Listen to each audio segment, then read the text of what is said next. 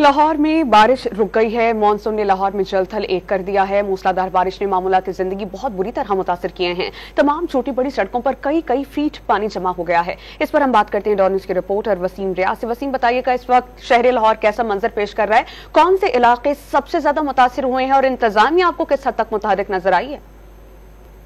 जी बिल्कुल, बारिश के बाद अगर शहर की सूरत की बात करें तो अभी भी शहर के बाज़ मुकामात ऐसे हैं जहां पानी जो है वो जमा है और शहरियों को वहां से गुजरने में शदीद मुश्किलात का सामना है। आज लाहौर में जो मूसलाधार बारिश हुई उसने जल तल एक किया। जो शहर की अहम शराहें हैं, गली मोहल्ले हैं, वो नदी नालों का मंजर पेश करती रहीं।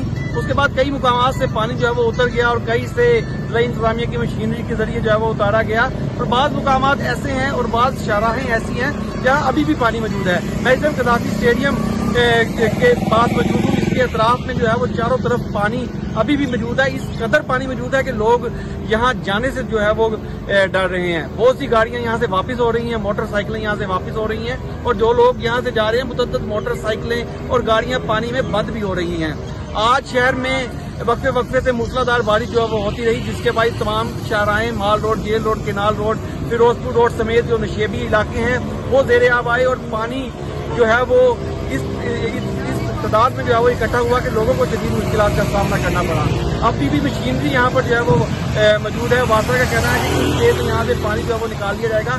हैवी मशीनरी की मदद से इस पूरे एरिया को जो है वो क्लियर करने की कोशिश की जा रही है। जी वसीम, बहुत शुक्रिया आपका।